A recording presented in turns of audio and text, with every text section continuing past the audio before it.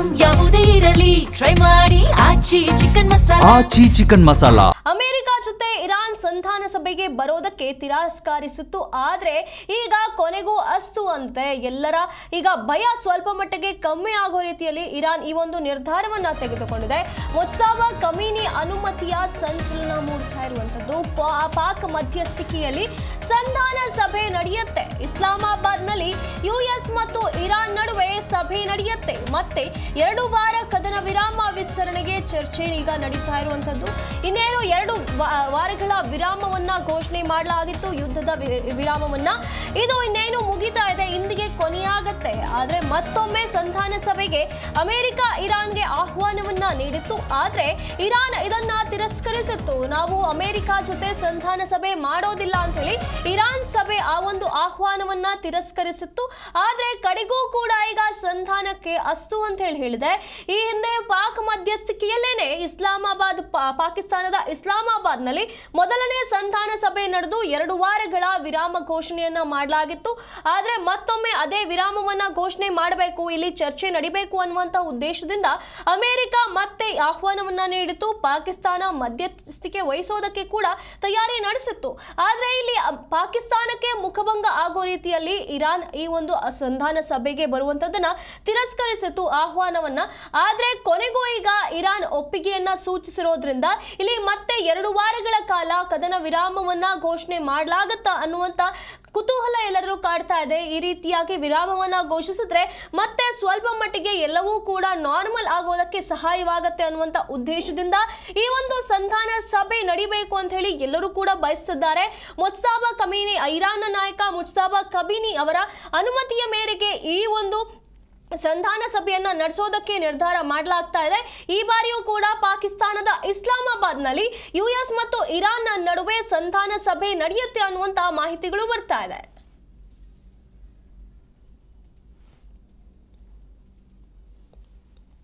Israel Lebanon 2ನೇ ಸುತ್ತಿನ ಮಾತುಕತೆ ಕೂಡ ಒಂದು ಕಡೆ ಆಗ್ತಾ ಇರುವಂತದ್ದು. ಇಲ್ಲೊಂದು ಕಡೆ ಇರಾನ್ ಮತ್ತೆ ಅಮೆರಿಕ ನಡುವೆ ಶಾಂತಿ ಸಭೆ ನಡಿಬೇಕು ಅಂತ ಹೇಳಿ ಚರ್ಚೆ ಆಗ್ತಾ ಇದ್ರೆ, ಇನ್ನೊಂದು ಕಡೆ ಇಸ್ರೇಲ್ ಮತ್ತೆ ಲೆಬನಾನ್ ನಡುವೆ 2ನೇ ಸುತ್ತಿನ ಮಾತುಕತೆ ಗುರುವಾರ ನಡೆಯಲಿದೆ. ಈ ಒಂದು ಶಾಂತಿ ಸಭೆಯ ಮಾತುಕತೆ ಅಮೆರಿಕದ ವಾಷಿಂಗ್ಟನ್ ನಲ್ಲಿ ಈ ಒಂದು ಶಾಂತಿ ಸಭೆ ನಡೆಯುತ್ತೆ. ಏಪ್ರಿಲ್ 23ಕ್ಕೆ ಸಂಧಾನ ಸಭೆ ನಡೆಯಲಿದೆ. ಅಮೆರಿಕದ ಮಧ್ಯಸ್ಥಿಕೆಯಲ್ಲಿ ಈ ಸಭೆ ನಡೀತಾ ಇರುವಂತದ್ದು. ಅಮೆರಿಕ ಅಧ್ಯಕ್ಷ ಡೊನಾಲ್ಡ್ ಟ್ರಂಪ್ ಇದರ ಬಗ್ಗೆ ಹೇಳಿಕೆಯನ್ನ ನೀಡಿದ್ದಾರೆ. ಹಾಗಾಗಿ 2 ವಿಷಯವಾಗಿ ಒಂದು ಕಡೆ ಇರಾನ್ ಮತ್ತೆ ಅಮೆರಿಕ ನಡುವೆ ಸಂಧಾನ ಸಭೆ ಆದ್ರೆ, ಇನ್ನೊಂದು ಕಡೆ ಇಸ್ರೇಲ್ ಲೆಬನಾನ್ ಮಧ್ಯೆ ಕೂಡ 2ನೇ ಸುತ್ತಿನ ಮಾತುಕತೆ ನಡೀತಾ ಇರುವಂತದ್ದು. ಈ ರೀತಿಯಾಗಿ ಯುದ್ಧದ ತೀವ್ರತೆಯನ್ನ ಕಡಿಮೆ ಮಾಡೋದಕ್ಕೆ ಇದು ಎಲ್ಲವನ್ನೂ ಕೂಡ ಒಂದು ಮಟ್ಟಕ್ಕೆ ಸಮಾಧಾನಗೊಳಿಸುವಂತಹ ಪ್ರಯತ್ನ ಇಲ್ಲಿ ಆಗ್ತಾ ಇದೆ. ಹಾಗಾಗಿ ಮತ್ತೆ 2 ವಾರಗಳ ಕಾಲ ಕದನ ವಿರಾಮವನ್ನ ಘೋಷಿಸಲಾಗುತ್ತಾ, ಇಲ್ಲಿ 2 ದೇಶಗಳ ಮಧ್ಯೆ ಈ ಒಂದು ಸಂಧಾನ ಸಭೆಯಲ್ಲಿ ಏನೆಲ್ಲ ನಿರ್ಧಾರವಾಗುತ್ತೆ ಅನ್ನೋದನ್ನ ಈ ಸಭೆ ಆದ ನಂತರ ಕಾದು ನೋಡಬೇಕಾಗಿದೆ. ಹಾಗಾಗಿ ಎಲ್ಲರ ಚಿತ್ತ ಈಗ ಸದ್ಯ ಇರಾನ್ ಮತ್ತೆ ಅಮೆರಿಕ ನಡುವಿನ ಯುದ್ಧದ ವಿರಾಮದ ವಿಸ್ತರಣೆ ಬಗ್ಗೆ ಇರುವಂತದ್ದು, ಇವರ ಮಧ್ಯೆ ನಡೆಯುವಂತ ಸಂಧಾನ ಸಭೆಯ ಬಗ್ಗೆ ಇರುವಂತದ್ದು.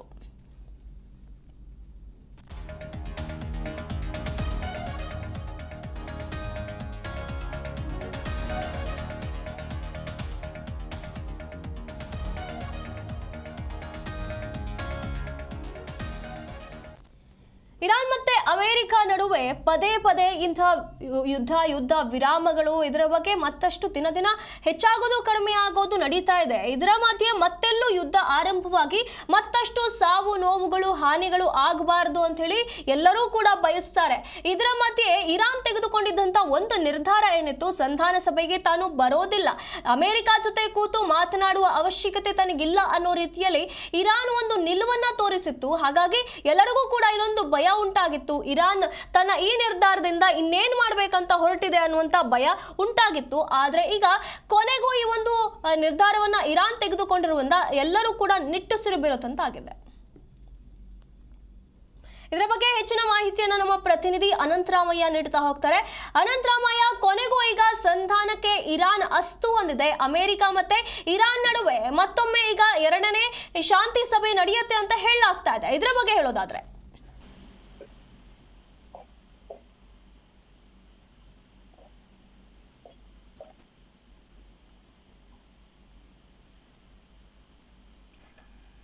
ಸುನಿಧಿ, ನನ್ನ ಧ್ವನಿ ಕೇಳಿಸ್ತಾ ಇದೆ ಅಂದ್ಕೊಂಡಿದ್ದೀನಿ. ಕೇಳ್ತಾ ಇದೆ, ಹೇಳಿ. ಓಕೆ ಸುನಿಧಿ, ಏನು ಈಗಾಗಲೇ ಏನು 2ನೇ ಸುತ್ತಿನ ಮಾತುಕತೆ ಇಸ್ಲಾಮಾಬಾದ್ನಲ್ಲಿ ಏರ್ಪಡುವಂತಹ ಸಾಧ್ಯತೆ 50-50 ಇದೆ ಅಂತ ಹೇಳ್ಬೋದು. ಡೀಲ್ ಆರ್ ನೋ ಡೀಲ್ ಅನ್ನೋ ಒಂದು ಕಾನ್ಸೆಪ್ಟ್ ಅಲ್ಲಿ ಈಗ 2 ದೇಶಗಳು ಇರುವಂತದ್ದು. ಅದಕ್ಕೆ ಈಗಾಗಲೇ ಏನು ನಾಳೆ ಈ ಒಂದು 14 ದಿನಗಳ ಸೀಸ್ ಫೈರ್ ಎಂಡ್ ಆಗುತ್ತೆ ಅನ್ನೋದು. ಈ ನಡುವೆ ಮತ್ತೊಂದು ಎಂಡ್ ಆಗುತ್ತೆ. ಅದರ ನಡುವೆ ಏನು ಈಗ 2ನೇ ಸುತ್ತಿನ ಮಾತುಕತೆಗೆ 2 ದೇಶಗಳು ಕೂಡ ಬರಲ್ವಾ ಅನ್ನೋದು ಮುಖ್ಯವಾಗಿರುವಂತಹ ಒಂದು ಪ್ರಶ್ನೆ. ಇದರ ಜೊತೆಗೆ ಈಗಷ್ಟೇ ಒಂದು ಸ್ಟೇಟ್ಮೆಂಟ್ ಬಂದಿರುವಂತಹದ್ದು ಅಮೆರಿಕ ಅಧ್ಯಕ್ಷ ಡೊನಾಲ್ಡ್ ಟ್ರಂಪ್ ಕಡೆಯಿಂದ. ಅವರು ಏನು ಒಂದ್ ವೇಳೆ ಏನಾದ್ರೂ ಇರಾನ್ ಈಗ 2ನೇ ಸುತ್ತಿನ ಮಾತುಕತೆಗೆ ಏನಾದ್ರೂ ಒಪ್ಪದೆ ಹೋದ್ರೆ ಅವರು ಏನು ಮತ್ತೆ ನಾನು ಯುದ್ಧವನ್ನ ದೊಡ್ಡ ಪ್ರಮಾಣದಲ್ಲಿ ಮಾಡೋಕ್ಕಾಗುತ್ತೆ, ಇರಾನ್ ಮೇಲೆ ಬಾಂಬ್ ಹಾಕ್ತಿವಿ, ನಮ್ಮ ಹತ್ರ ಸಾಕಷ್ಟು ಬಾಂಬ್ ಇದೆ, ಅದನ್ನ ಬಾಂಬನ್ನ ಇರಾನ್ ಮೇಲೆ ಹಾಕ್ತಿವಿ ಅಂತ ಹೇಳಿದ್ದಾರೆ. ಇನ್ನೊಂದ್ ಕಡೆ ಆ ಕಡೆ ಏನು ಇರಾನ್ ನಿಂದ ಒಂದು ಸ್ಟೇಟ್ಮೆಂಟ್ ಬಂದಿದೆ. ಏನು ಅಬ್ಬಾಸ್ ಅರಾಗ್ಚಿ ಅವರು ವಿದೇಶಾಂಗ ಸಚಿವ ಅವರು ಹೇಳಿದ್ದಾರೆ, ನೀವು ನಮ್ಮನ್ನ ಏನು ಒಂದು ಪ್ರೆಷರ್ ಅಲ್ಲಿ ಅಂದ್ರೆ ಈ ರೀತಿಯಾಗಿ ಬ್ಲಾಕ್ ಮೇಲ್ ಮಾಡೋದ್ರ ಮುಖಾಂತರವಾಗಿ ಒಂದ್ ರೀತಿ ನಮ್ಗೆ ಥ್ರೆಟ್ ಮಾಡೋದ್ರ ಮುಖಾಂತರವಾಗಿ ನೀವೇನಾದ್ರೂ ಡೀಲ್ಗೆ ನಮ್ಮನ್ನ ಕರೆಯೋದಾದ್ರೆ, ಒಪ್ಪಂದ ಕರೆಯೋದಾದ್ರೆ ನಾವು ಕೂಡ ಬರೋದಿಲ್ಲ ಅನ್ನೋ ಒಂದು ಮಾತನ್ನ ಅಬ್ಬಾಸ್ ಅರಾಗ್ಚಿ ಅವರು ಕಡೆಯಿಂದ ಬಂದಿರುವಂತದ್ದು. ಹೀಗಾಗಿ ಏನು ಒಂದು ಪಾರ್ಟಿಯಿಂದ ಅಂದ್ರೆ 2 ಸೈಡ್ ಇಂದಲೂ ಕೂಡ ಒಂದು ಹಂತದಲ್ಲಿ ನಾಯಕರು ರೆಡಿ ಇದ್ದಾರೆ, ನೆಗೋಷಿಯೇಟರ್ಸ್ ರೆಡಿ ಇದ್ದಾರೆ. ಇಲ್ಲಿ ಹೆಂಗಾಗಿದೆ ಅಂತಂದ್ರೆ ಒಂದು ಕಡೆ ಡೊನಾಲ್ಡ್ ಟ್ರಂಪ್ ಅವರು ಈ ರೀತಿ ಬೆದರಿಕೆಯನ್ನ ಒಡ್ತಾರೆ, ನೀವು ಒಪ್ಬೇಕು, ಒಪ್ಪಿಲ್ಲ ಅಂದ್ರೆ ನಿಮ್ ಮೇಲೆ ಬಾಂಬ್ ಹಾಕ್ತಿವಿ, ಮತ್ತೆ ಥ್ರೆಟ್ ಮಾಡ್ತೀವಿ ಅಂತ ಹೇಳ್ಬಿಟ್ಟು.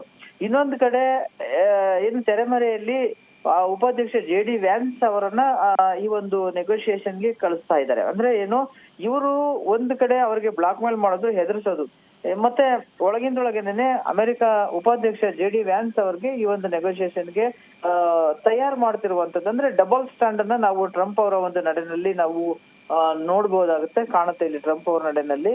ಇಲ್ಲಿ ಒಂದು ಹಂತದಲ್ಲಿ ಬಹುಶಃ ಇವತ್ತು ಸಂಜೆ ಏನು JD ವ್ಯಾನ್ಸ್ ಅವರು ಹೊರಡುವಂತಹ ಸಾಧ್ಯತೆ ಕಾಣಿಸ್ತಾ ಇದೆ. ಅಂದ್ರೆ ಏನು ಅಮೆರಿಕದಿಂದ ಇಸ್ಲಾಮಾಬಾದ್ಗೆ JD ವ್ಯಾನ್ಸ್ ಅವರ ಜೊತೆಗೆ ಏನು ಡೊನಾಲ್ಡ್ ಟ್ರಂಪ್ ಅವರ ಆಪ್ತ ಆಗಿರುವಂತಹ ವಿಟ್ಕಾಫ್ ಅವರು ಜೊತೆಗೆ ಅವರ ಅಳಿಯ ಆಗಿರುವಂತಹ ಜೆರಡ್ ಕುಶ್ನರ್ ಅವರು ಈ ಒಂದು ಅಮೆರಿಕದಿಂದ ನಿಯೋಗ ಡೆಲಿಗೇಷನ್ಸ್ ಹೊರಡ್ತಾ ಇದೆ. ಇನ್ನ ಇರಾನ್ ಕಡೆಯಿಂದ ಅಬ್ಬಾಸ್ ಅರಾಗ್ಚಿ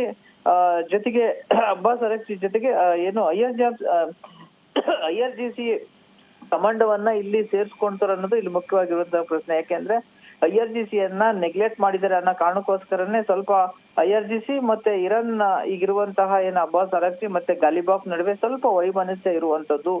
ಬಹುಶಃ IRGC ಜೊತೆಗೆ ಆಸಿಫ್ ಮುನೀರ್ ಅವರು ಮಾತಾಡಿ ಅವರಲ್ಲಿ IRGCಯ ಕಮಾಂಡೋನನ್ನು ಕೂಡ ಈ ಒಂದು ಡೆಲಿಗೇಷನ್ಸ್ ಅಲ್ಲಿ ಸೇರಿಸ್ಕೋಬಹುದು ಅಂತ ಅನ್ಸುತ್ತೆ.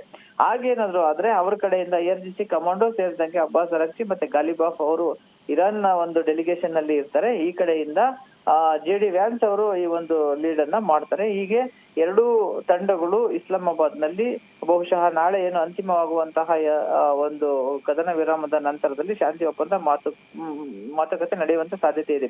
ಆದ್ರೆ ಇನ್ನೊಂದು ಮಾತನ್ನು ಹೇಳಿದ್ದಾರೆ ಡೊನಾಲ್ಡ್ ಟ್ರಂಪ್ ಅವರು, ಒಂದ್ ವೇಳೆ ಏನಾದ್ರೂ ಒಪ್ಪಿಲ್ಲ ಅಂತ ಅಂದ್ರೆ ಏನು ಅಂದ್ರೆ ಏನು ಶಾಂತಿ ಮಾತುಕತೆಗೆ ಒಪ್ಪಿಲ್ಲ ಅಂತ ಅಂದ್ರೆ ಮತ್ತೆ ಎಕ್ಸ್ಟೆಂಡ್ ಮಾಡೋಕೆ ನಾವು ಹೋಗೋದಿಲ್ಲ. ಅಂದ್ರೆ ಏನು 14 ದಿನ ಕದನ ವಿರಾಮ ಏನು ಇವಾಗ ಆಗ್ಲೇ ಘೋಷಣೆ ಮಾಡಿದ್ರಲ್ಲ, ಅಂದ್ರೆ ನಿನ್ನೆವರೆಗೂ ಕೂಡ ಅದನ್ನ ಮತ್ತೊಂದು ವಾರ 15 ದಿನಕ್ಕೆ ಎಕ್ಸ್ಟೆಂಡ್ ಮಾಡುವಂತಹ ಮಾತೇ ಇಲ್ಲ. ಇನ್ನೇನಿದ್ರುನುವೆ ಯುದ್ಧವನ್ನ ಡೈರೆಕ್ಟ್ ಆಗಿ ಯುದ್ಧ ಮಾಡುವಂತದ್ದೇನೆ ಅಂತ ಹೇಳ್ಬಿಟ್ಟು ಡೊನಾಲ್ಡ್ ಟ್ರಂಪ್ ಅವರು ಹೇಳಿದ್ದಾರೆ. ಬಹುಶಃ ಆತರ ಆಗೋದು ತುಂಬಾ ಕಡಿಮೆ ಅನ್ಸುತ್ತೆ. ಯಾಕೆಂದ್ರೆ ಅದಕ್ಕೆ ಈಗೇನು ಮೀಡಿಯೇಟರ್ ಅನ್ನ ವಹಿಸಿರುವಂತಹ ಪಾಕಿಸ್ತಾನ 2 ಕಡೆಯಿಂದ ಅಥವಾ ಮತ್ತೊಂದಷ್ಟು ಎಕ್ಸ್ಟೆಂಡ್ ಮಾಡ್ಬೋದು ಏನಾದ್ರು. ಅಂದ್ರೆ ಒಂದ್ ವೇಳೆ ಏನಾದ್ರು ಬರ್ಲಿಲ್ಲ ಅಂತ ಅಂದ್ರೆ ಇನ್ನೊಂದಷ್ಟು ದಿನ ಕಾಲ 14 ಇತ್ತಲ್ಲ, ಇನ್ನೊಂದು ವಾರ ಅಥವಾ 2 ವಾರ ಕಾಲ ಎಕ್ಸ್ಟೆಂಡ್ ಮಾಡ್ಬೋದೇನೋ. ಬಟ್ ಅದನ್ನ ಮಾಡೋವಂಥದ್ದು ನಿರ್ಧಾರ ಬಂದ್ಬಿಟ್ಟು ಏನು ಟ್ರಂಪ್ ಅವರ ಕೈನಲ್ಲೇ ಇರುವಂತದ್ದು. ಯಾಕಂದ್ರೆ ಇಲ್ಲಿ ಇವರು ಮನ್ಸ್ ಮಾಡ್ಬೇಕು, ಇನ್ನೊಂದು ಇರಾನ್ ಅವರು ಮನ್ಸ್ ಮಾಡ್ಬೇಕು. ಇಲ್ಲಿ ಪಾಕಿಸ್ತಾನ ಏನಿದ್ರು ಓನ್ಲಿ ಮೀಡಿಯೇಟರ್ ಕೆಲಸವನ್ನ ಮಾಡುವಂತದ್ದು, ಇಬ್ಬರನ್ನು ತಗೊಂಡ್ಬಂದು ಒಂದು ಟೇಬಲ್ ಅಲ್ಲಿ ಕೂರಿಸಿ ನೀವು ಮಾತಾಡ್ರಿ ಅಂತ ಬಿಡುವಂತ ಕೆಲಸ ಮಾತ್ರ ಪಾಕಿಸ್ತಾನಕ್ಕೆ ಸೇರಿರುವಂತದ್ದು. ಇದ್ರ ನಡುವೆ ಮತ್ತೊಂದು ಈಗಾಗಲೇ ಏನು ಜಾಗತಿಕ ಮಟ್ಟದಲ್ಲಿ ಈಗಾಗಲೇ ಏನು ಕ್ರೂಡ್ ಆಯಿಲ್ ಆಗಿರ್ಬೋದು, ಗ್ಯಾಸ್ ಆಗಿರ್ಬೋದು, ಇಂತ ಒಂದು ಸಮಸ್ಯೆಯನ್ನು ಸಾಕಷ್ಟು ನಾವು ಎದುರಿಸ್ತಾ ಇದೀವಿ. ಮತ್ತೆ ಹೊರ್ಮೂಜಲ್ಲೂ ಕೂಡ ಯಾವುದೇ ರೀತಿಯಾದಂತಹ ಹಡಗುಗಳು ಸಂಚಾರಕ್ಕೆ ಅನುಕೂಲವನ್ನು ಕೂಡ ಮಾಡ್ಕೊಡ್ತಾ ಇಲ್ಲ. ಆ ಕಡೆ IRGCನೂ ಕೂಡ ಒಂದ್ ಕಡೆ ಅವರು ಅಲ್ಲಿ ಯಾವುದೇ ಹಡಗುಗಳನ್ನ ಬಿಡ್ತಾ ಇಲ್ಲ, ಅವ್ರು ಬ್ಲಾಕ್ ಮಾಡಿದ್ರೆ. ಇನ್ನೊಂದ್ ಕಡೆ ಅಮೆರಿಕ ಕೂಡ ಬ್ಲಾಕೇಡ್ ಮಾಡಿರೋದ್ರಿಂದಾಗಿ ಎರಡೂ ಕಡೆ ಸಂಚಾರ ವ್ಯತ್ಯಯ ಆಗಿರೋದ್ರಿಂದ ಇದು ಈಗಾಗಲೇ ಏನು ಅದರ ಎಫೆಕ್ಟ್ ಅನ್ನ ಜಾಗತಿಕ ಮಟ್ಟದಲ್ಲಿ ನಾವೆಲ್ಲರನ್ನೂ ಕೂಡ ಅನುಭವಿಸ್ತೀವಿ. ಅದರ ಎಫೆಕ್ಟ್ ಭಾರತದ ಮೇಲೇನೂ ಕೂಡ ಆಗಿರುವಂತದ್ದು. ಇನ್ನ ಏನು ಫೈನಾನ್ಸಿಯಲಿ ನಾವು ನೋಡೋದಾದ್ರೆ ಇಡೀ ವರ್ಲ್ಡ್ ವೈಡ್ ಈ ಒಂದು ಮಾರ್ಕೆಟ್ ಬಿದ್ದೋಗಿರುವಂತದ್ದಾಗಿರ್ಬೋದು, ಇನ್ನು ಇತರೆ ರೀತಿಯಾದಂತಹ ಫೈನಾನ್ಸಿಯಲ್ ಎಫರ್ಟ್ ಕೂಡ ಆಗಿರುವಂತದ್ದನ್ನ ನಾವು ಕಾಣಿಸ್ತಾ ಇದೀವಿ. ಬಟ್ ಇದು ಇಲ್ಲಿಗೆ ಎಂಡ್ ಆದ್ರೆ ಒಂದು ಮತ್ತೆ ಸ್ವಲ್ಪ ಏನಾದ್ರೂ ಚೇತರಿಕೆ ಕಾಣುತ್ತೆ. ಮತ್ತೇನಾದ್ರೂ ನಾಳೆ ನಡೆಯುವಂತಹ ಒಂದು ಮಾತುಕತೆ ಅಥವಾ ನಾಳೆ ಎಂಡ್ ಆಗುವಂತ ಮಾತುಕತೆ ಬೆನ್ನಲ್ಲೇನೆ ಮತ್ತೆ ಏನು ಶಾಂತಿ ಒಪ್ಪಂದ ಏನಾದ್ರೂ ಮುರಿದು ಬಿದ್ರೆ ಅಥವಾ ಯಾವುದೇ ಎರಡು ದೇಶಗಳನ್ನು ಕೂಡ ಆ ನೆಗೋಷಿಯೇಷನ್ಗೆ ಬರ್ದಲ್ಲೇ ಇದ್ರೆ ಏನಾದ್ರೂ ಕೂಡ ಮತ್ತಷ್ಟು ದೊಡ್ಡ ಪ್ರಮಾಣದ ಎಫೆಕ್ಟ್ ಜಾಗತಿಕ ಮಟ್ಟದಲ್ಲಿ ಆಗುವಂತಹ ಸಾಧ್ಯತೆ ಇದೆ ಸುನಿಧಿ.